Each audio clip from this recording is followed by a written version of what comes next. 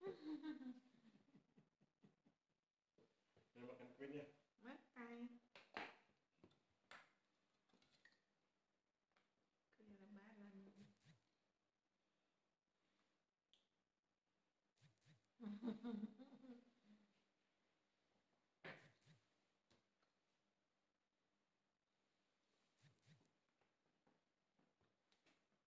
Keju.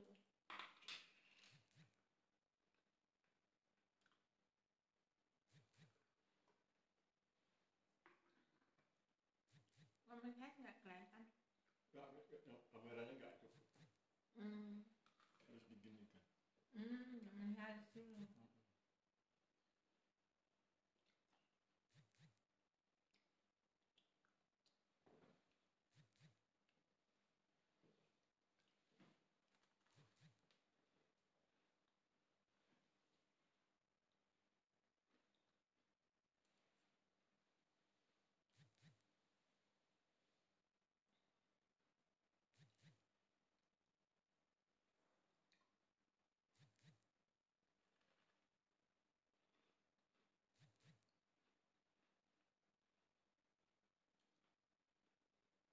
Enak kuenya. Nah, saya nggak terlalu manis, ada asinnya. Keju. Ini manis. Enggak tebaan.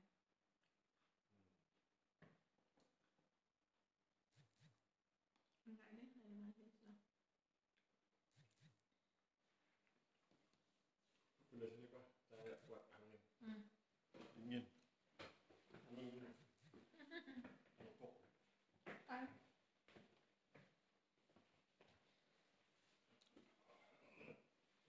tetap suaranya aja.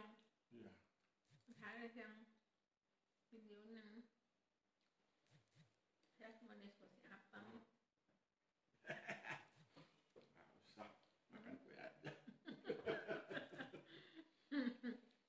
Cuman makan tok kue. Ini nih tetangga kita nih bisnis. Enak ya. Tetangga yang mana? Dekat pojok sana. Oh, Kok ada binatang ya di sini kan? binatang apa? Jadi terbang-terbang.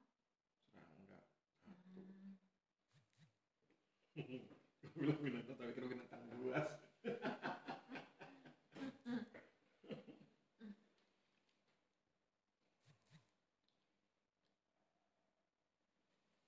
Enak.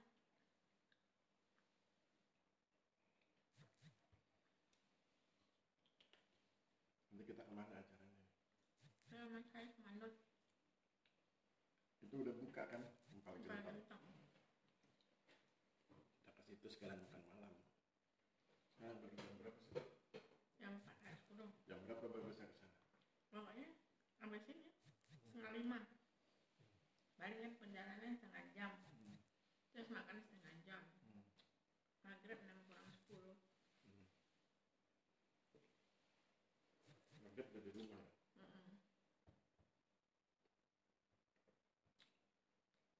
Sekarang arahkan ke Mas Haris. Bisa nggak lipat terus?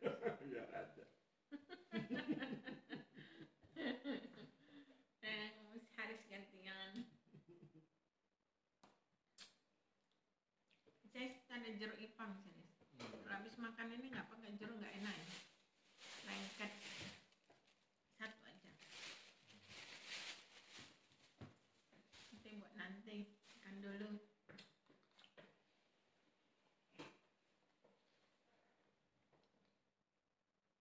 Ini udah semut nih Haris.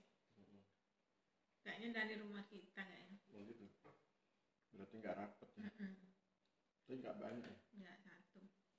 Kan dia kasih kapur ajaib loh. Oh. Di itunya. Kapur ajaibnya semutnya jadi gajah gitu. Untuk anti semut. Kapur ajaib bisa jadi gajah.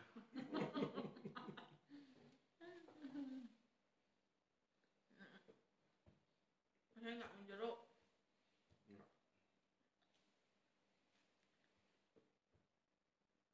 Enggak. Nah, kamu aja. Keju enak.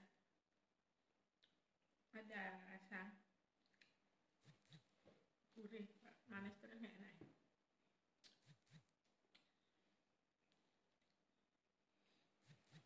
Lebaran kampus sepi.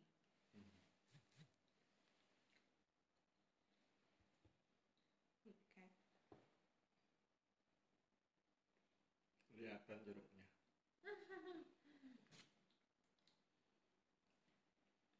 Tutupnya. Pucuk. Yang satunya lagi? Enggak apa. Menghilangkan ini terlalu manis. Ini kayak seperti membersihkan, kayak makan sirih itu loh. Jeruk ini. Membersihkan tenggorokan.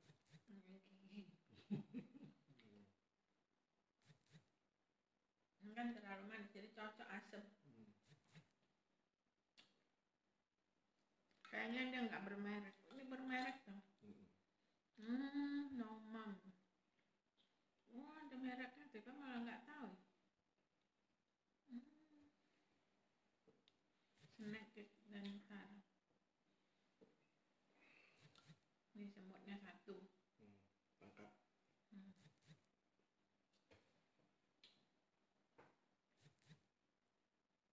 Yang pojok, pas pojok tuh loh. Kalau arah mau ke gardu, ke musola. Nah, situ rumah. Di sudut. Yang jual pulsa itu bukan? Bukan, itu yang rumah besar itu. Oh, yang rumahnya besar. Pas pojok itu pas. Yang suka buat senam. Itu orang situ atau orang mana? Asli. Oh, asli situ. Terus kamu kenalnya di mana? Asli kan Loser. Oh, terus yang kadang bilang asli. Terus nawari, ikut nggak mbak gitu. Sekalian mbak Ipa ditawari gitu kan, dia nawarkan 2 minggu sebelum Lebaran. Nanti sekalian buat gitu loh, siapa yang mau. Dia WA Asti punya WA-nya apa nggak punya. Oh, ini semutnya lagi. Menurut kamu enak ini? Enak. 65 tapi 3 tingkat ya, murah. Kalau di supermarket 38. Oh, banyak semutnya misalnya. Di sebelah mana? Ini tutup. Nggak kelihatan. Ini tuh kelihatan. Nih. Coba di sini ada nggak? Nggak ada. Tutupnya. Dari rumah kita ini.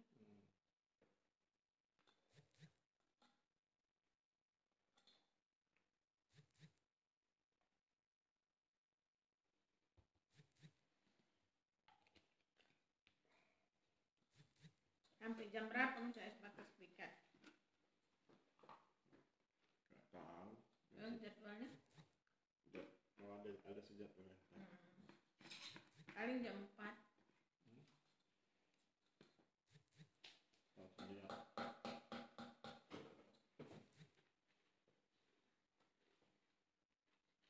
Saya nggak tahu dapat sip jam berapa. Enggak.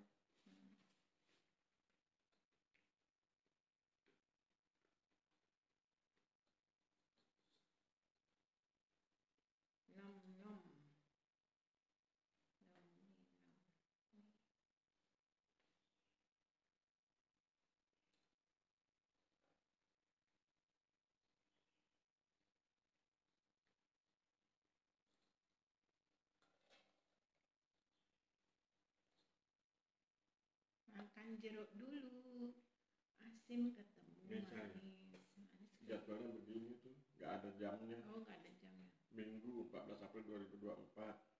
Terus di atasnya ini ada pukul 09.00 sampai 12. Pukul 13 sampai 16. Oh, sampai jam 16 cuman. Jam 4. Jam 4. Ini sekarang jam berapa? 4. Oh, udah lewat.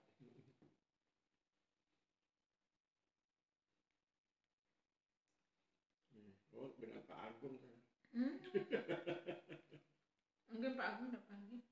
Mungkin. Saya, Alfon, Pak Agung, Bambang Soeharto, Widodo, Suharyanto, Asgianto. Banyak sekali. Ya, 1, 2, 3, 4, 8 orang. 1 hari. 13.00 sampai 16.00.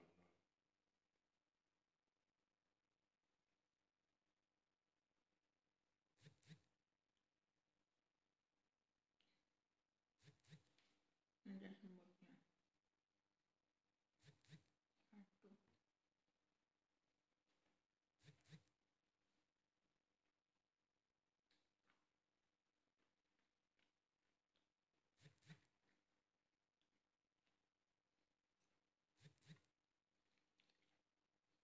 Ini masuk semester kan Mas? Misalnya ngajar enggak ya? Ngajar. WRA itu. Nomor 2 sama Pak Deden. Ngajarnya.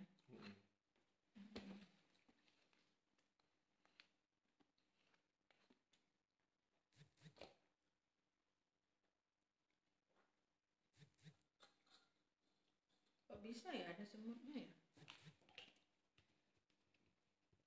Ya malah nggak lihat.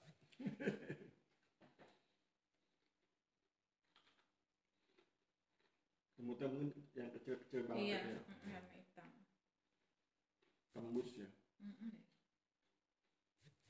Memang kayak gini nih. Bahayanya di semut. Bagusnya taruh kulkas memang. Taruh kulkas.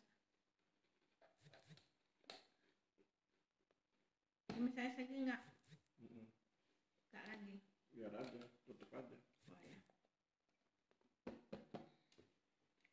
Makan yang asin dulu. Rasa keju. Ini dari mahasiswa misalnya. Mana bakery. Merota kayaknya. Enak loh.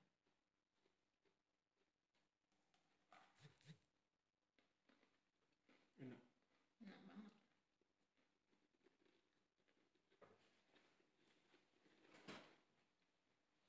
Sekarang sholatnya di Mesanis. Gantian mencak Ipan terus. Ya aja.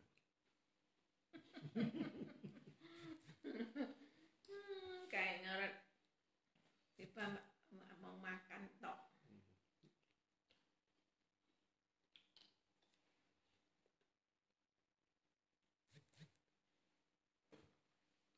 Yang rencanakan kita hari Jumat kan ke bank.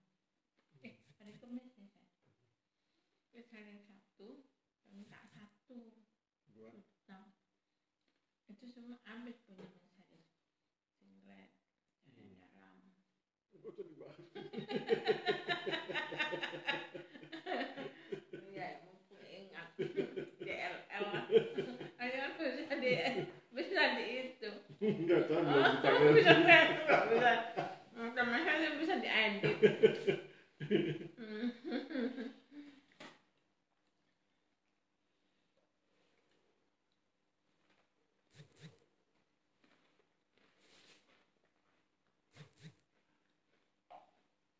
Soalnya pergian kita kan 5 hari.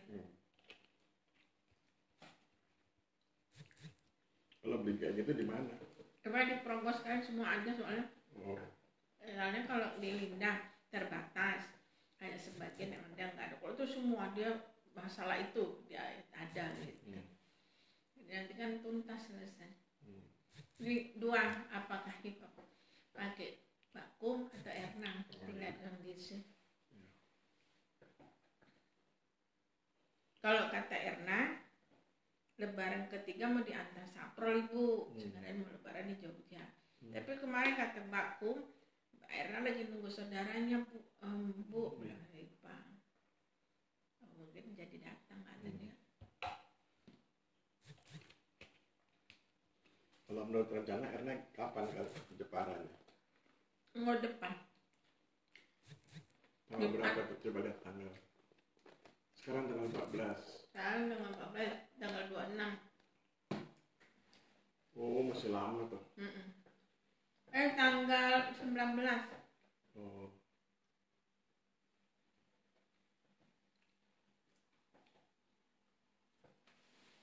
Soalnya roti datang hari Selasa katanya.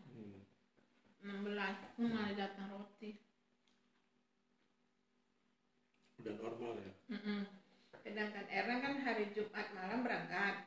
Sampai sana kan Jumat juga, subuh pagi, malam Sabtunya Dia berangkat sampai sini Minggu. Jadi tanggal 22 dari sini. Udah. Senin udah di Jogja. Udah. Karena Sabtu kan libur.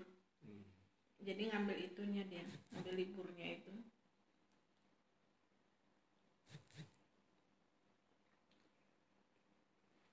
Kalau Pak tanya kemarin, Roti kapan datang? Tanggal itu 16.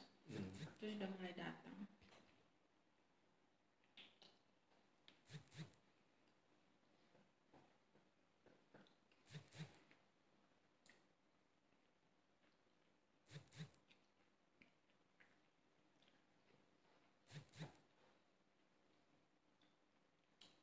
Kalau saya nggak suka jeruk, kenapa misalnya? Repot makanya coba lihat ada bijinya gitu. Dan bijinya aja nggak dikeluarkan satu. Karena kan minum jusnya. Oh gitu ya? Lebih praktis. Kan? Oh gitu. Nanti kotor. Dah? Dah?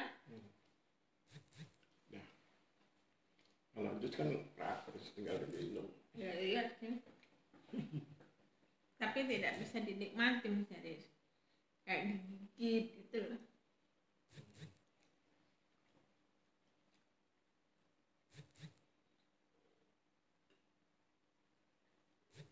Dari mahasiswa banyak sampai sepi gini. Biar bisa menikmati, minum jus terus gigit ketemu.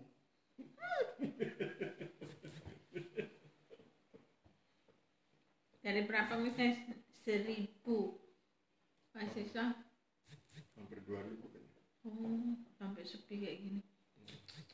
Pantes waktu terus pulang terakhir tuh penuhnya ya Allah. Ya, grabnya tuh. Iya.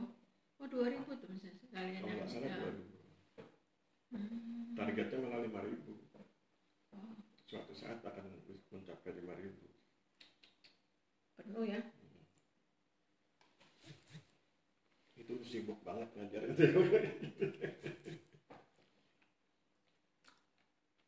Kamu ini semester genap kan? Ini semester 4 ya genap. Kemarin semester ganjil Mas? Kenapa? Ini udah sibuk. Dari jam 8:30 atau jam 8. Keluar 11, 1, 3.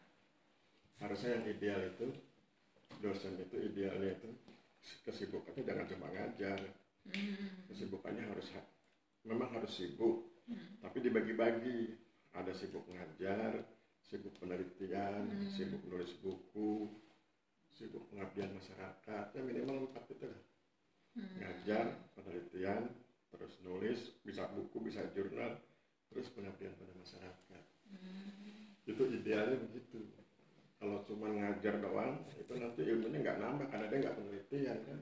Kalau cuma penelitian, kalau nggak nulis buku percuma, gitu. Nggak nulis buku, nggak nulis jurnal, hasil penelitiannya nggak terekam, nggak tersebar. Padahal kan tujuannya penelitian kan berbagi pengetahuan. Kita neliti, dapat pengetahuan dari lapangan, terus ada studi literatur, itu kemudian ditulis, dipublikasikan, itu kan nanti berbagi sama orang lain. Nanti menginspirasi orang penelitian berikutnya, nanti kita baca literatur orang, menginspirasi penelitian kita terus gitu. Jadi ilmu berkembang. Jadi 4 itu penting lah. Nah, sesudah itu ilmu yang didapat dipraktekkan di masyarakat. Misalnya kayak saya, sosioekologi, bagaimana menata masyarakat agar kegiatannya tidak merusak lingkungan. Nah, itu kan dipraktekkan di lokasi pengabdian masyarakat. Terus bagaimana meningkatkan ekonomi masyarakat? Oh, pakai digerakkan ke sektor wisata. Bagaimana supaya wisatanya kemudian terkoordinir dengan baik, dilatih kepemimpinan. Terus sesudah itu, kayaknya masih belum cukup nih. Bagaimana dengan mental wira swastanya? Pakai itu yang bisnis model kanvas itu. Udah gitu tingkatkan lagi. Kita kan pakai konsep yang identitas tuh loh. Identitas desa wisata, desa pertanian, desa rintisan budaya. Itu terus gitu. Nah, itu tujuannya supaya masyarakatnya jadi maju. Jadi itu dosen itu minimal 4 itu. Kayak Mas di Pucung itu ya, Pak? Mengajar, meneliti, menulis, kemudian pengabdian pada masyarakat. Kalau tridharma perguruan tinggi cuma 3, mengajar, meneliti, dan mengabdi. Menulisnya nggak ada, tapi itu menulisnya satu kesatuan dengan penelitian. Jadi penelitian dibuat tulisan lah ya? Kalau cuma neliti nggak nulis, terus buat apa ilmunya? Terus kenapa sih misalnya tulis buku sama jurnal? Kenapa lebih hebat jurnal? Padahal kan buku karena lebih banyak isinya. Jurnal kan update. Jurnal itu singkat, mungkin cuma 20 halaman. Buku itu mungkin 300 halaman, tapi buku itu karena dia 300 halaman kan lama. Nah, karena dia lama, jadi kan tidak update. Kalau jurnal kan cepat sekali. Kalau kamu lihat setiap orang kan nulis di jurnal, misalnya sosiologi aja, itu cepat sekali perkembangannya. Kemudian masyarakat, cepat karena banyak orang nulis. Jadi itu dihargai. Kemampuan seseorang mengupdate pengetahuan itu dihargai. Makanya jurnal nilainya lebih tinggi daripada. Tapi buku juga tinggi kok, buku sekitar 40-an. Yang rendah itu malah ngajar. Ngajar itu kayak saya ngajar sekian kelas, satu tahun dihitung cuma dapat 2 SKS, 3 SKS satu semester. Yang rendah malah ngajar. Padahal ngajar itu sebenarnya kan core bisnisnya tuh. Core bisnisnya sebetulnya ngajar, mentransfer pengetahuan dari kita ke mahasiswa supaya dia bisa lebih hebat dari kita kan. Karena kita misalnya dosanya ada 30 orang ngasih pengetahuan ke yang satu orang kan, ilmunya ilmu 30 orang gitu. Makanya kan diharapkan mahasiswanya pasti lebih hebat dari dosennya. Kenyataannya enggak ya? Kenyataannya kan juga begitu kan, ilmu berkembang karena para mahasiswa jadi dosen, jadi ini, jadi itu kan gitu. Itu konsepnya. Yang tadi kita kritisi kan, kenapa mengajar SKS-nya rendah itu loh. Iya. Padahal itu kan penting. Juga. Dan kayaknya lebih sulit deh ngajar itu. Nggak ada. Memberi pengertian orang, membuat kesadaran supaya nggak sadar itu sulit banget. Mentransfer pengetahuan. Itu kayaknya menurut IPA paling sulit dari yang 3-4 itu. Iya. Sebetulnya iya. Saya merasakan itu. Bagaimana memindahkan isi kepala saya ke mahasiswa itu.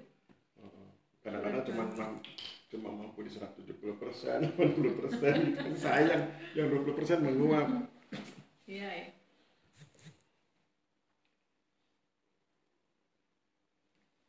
Makanya kalau ngajar itu harus dirubah-rubah bisa. Metode-metodenya, cara-caranya. Saya tiap tahun saya update. Tekniknya saya rubah, materinya saya perbaharui sesuai dengan hasil literatur yang saya baca, sesuai dengan hasil penelitian saya yang terbaru. Begitu. Supaya update terus. Kalau enggak kasihan juga, dia dapat ilmu fosil, kecuali mau pelajaran fosil. Kalau pelajaran fosil wajar sih ya. Kalau pelajarannya tentang fosil nggak apa-apa, tapi kalau pelajaran sosiologi tapi ilmunya fosil kan kasihan, dosa juga saya kan. Dan sosiologi berkembang terus ya. Oh iya, ilmu sosial berkembang. Ilmu paling dinamis. Sebenarnya itu teori itu apa hanya ilmu sosiologi bisa disebut? Enggak, semua ilmu ada teorinya. Fisika aja ada teori. Kamu kan kenal teori gravitasi. Iya. Cuman bedanya kalau ilmu eksak teorinya itu ada formulanya, ada rumusnya misalnya Y sama dengan sekian itu teori eksak. Ada formulanya. Kalau teori sosial formulanya bentuknya kalimat. Kayak yang penelitian saya mau ke Batang ini kan, saya susun itu teorinya mulai dari paradigma terus sampai teori yang paling teknis. Dari general teori, medial teori, substantif teori. Dia masih seperti membuat tesis lah ya. Ya memang begitu. S3. General teori.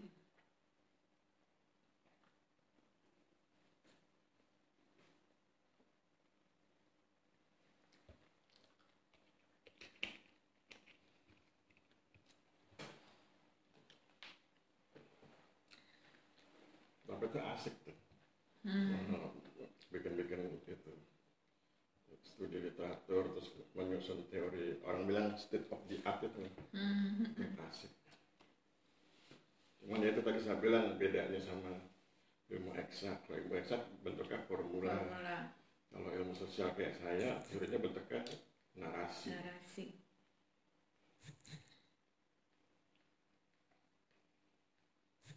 Nggak bosan misalnya itu aja. Saya suka. Pertama itu naskah, kedua suka ini lah saya bilang state of the art. State of the art. Judul penelitiannya kan resiprositas multi pihak dalam pelaksanaan akses reform untuk membangun kesejahteraan masyarakat. Saya gunakan paradigma perilaku sosial. Kan paradigma ada 3 itu. Paradigma fakta sosial, paradigma perilaku sosial, paradigma definisi sosial. Yang saya pakai paradigma perilaku sosial. Dari paradigma perilaku sosial di dalamnya itu ada 2 teori. Teori pertukaran sama teori perilaku. Saya gunakan teori pertukaran. Teori pertukaran sosialnya Homans. Terus dari teori pertukaran sosial Homans itu kan general teori. Masuk ke teori yang lebih teknis. Saya gunakan ada 2 teori yang saya gunakan. Teori networkingnya Emerson sama teori bantuannya Peter Blow. Kemudian dari situ ada yang lebih teknis lagi, pakai teori resiprositasnya Polanyi. Dari situ baru masuk ke program akses reforma agraria, terus masuk ke kesejahteraan masyarakat. Waktu bicara tentang kesejahteraan masyarakat dibagi 4. Kesejahteraan ekonomi, kesejahteraan sosial, kesejahteraan budaya, kesejahteraan psikologis. Nah ini namanya state of the art. Biasanya misalnya gunakan lingkungan sekarang kesejahteraan itu? Enggak. Selama ini ekonomi, sosial, budaya, psikologis. Kalau budaya yang lingkungan itu sosioekologi. Yang tadinya bilang itu solusi sosioekologi, solusi bagaimana mengajak masyarakat mengelola suatu wilayah agar tidak merusak lingkungan, bahkan kemudian melestarikan kondisi lingkungan. Gitu. Itu beda lagi. Tapi kalau ini yang 4 itu lah ya, psikologi masuk lah ya. Itu kalau psikologi apa yang dilihat misalnya dengan penelitian ini? Saya lagi nulis nih, kalau nanti terbit, kalau enggak sekarang sekitar Mei, kalau enggak Mei Juni, itu nanti detail di situ. Itu semua saya bedah. Yang ekonomi apa ukurannya, yang psikologi apa, yang budaya apa, ada. Men kalau yang lain itu kan kayaknya kelihatan oke lah, tapi kalau psikologi ya unik juga ya. Psikologi kan jiwa seseorang. Misalnya gini, kalau orang itu awalnya tidak punya pekerjaan, terus kemudian dia dengan adanya reforma agraria dia dapat sebidang tanah, kemudian bisa mengerjakan tanah. Pertanyaan saya, berubah nggak psikologinya? Berubah. Tadinya dia nggak tenang, agak bingung, mungkin agak sedih, agak galau, memikirkan keluarganya, bagaimana menafkahinya. Sekarang dia punya pekerjaan. Gitu. Itu kan psikologi lah ya. Itu psikologi. Tapi kan itu baru satu elemen. Elemennya ada banyak. Itu baru salah satu elemen. Kalau ekonomi kan ya hubungannya oke lah, ekonomi tanah, pendapatan itu masih bisa di. Kalau sosial hubungannya dengan kedekatan masyarakat itu bisa. Terus budaya kan dengan ini kemampuan mengekspresikan value. Ya. Tapi psikologi itu yang antik memang kalau IPA sih. Itu udah saya tulis tuh di jurnal saya yang itu Injurity itu. Tapi itu belum detail. Nah nanti detailnya ya Mei. Insya Allah kalau nggak Mei Juni. Sama Mas Arif. Udah selesai misalnya jurnal itu. Sudah, cuma belum saya kirim. Kan lebaran. Iya sih. Orang mungkin masih sibuk. Nah, saya juga lagi masih malas. Tapi udah saya simpan juga di tas. Kayaknya ada di HP. Kalau nggak salah. Udah saya simpan di HP, maksudnya nanti lepas lebaran dibaca ulang barangkali ada yang salah gitu. Menarik ya, benar ya. Tanah itu nggak habis-habis ya misalnya. Iyalah. Kalau diteliti ada aja masalahnya. Makanya saya senang. Dan sekarang kan menariknya itu ilmu tanah selalu berhubungan sama ilmu lain. Nggak ilmu tanah tok. Dulu kan kita mikirnya tanah ngukur. Sekarang kan ada sosial kan, psikologinya, budayanya, ekonominya. Ya nih, rencana akan tentang meaningful participation. Apa itu? Meaningful participation itu partisipasi yang bermakna. Sebuah partisipasi ada 2 kemungkinan, meaningful atau meaningless. Meaningless itu tidak bermakna, meaningful itu bermakna. Meaningless itu kalau partisipasi masyarakat justru tidak bermanfaat buat masyarakat. Tidak bermanfaatnya ya masyarakat ya. Makanya itu namanya meaningless. Bermakna itu kalau partisipasi masyarakat bermanfaat buat masyarakat. Itu pakai teorinya Bupati Trenggalek itu loh, dari masyarakat untuk masyarakat. Itu termasuk inilah ya. Itu meaningful participation. Ini udah siap, cuma tinggal dikirim. Tapi nanti nunggu biar lebarannya selesai dulu. Kalau sesuai tanggal kan tanggal 16 lebaran selesai. sini detail nih. Kalau nggak salah saya bedah itu. Salah psikologi. Unsur-unsurnya. Coba lihat. Kamu kan penasarannya di psikologi. Iya, kalau yang lainnya kan sering lihat tulisan Mas Aris. Jadi kesejahteraan psikologis itu ada 4 elemen yang bisa dilihat di masyarakat. Pertama, adanya ketentraman hidup. Ketentraman hidup karena dalam keadaan darurat ada bantuan yang dapat diperoleh dari pemerintah desa. Ini konteksnya desa ya. Iya. Jadi dia tentram, seperti ada yang menjamin, kalau nanti saya sakit kan masuk rumah sakit bisa dibantu pemerintah desa gitu. Nah, itu namanya ketentraman hidup. Terus yang kedua, adanya kepuasan hidup karena tinggal di wilayah yang pemerintah desanya sangat peduli.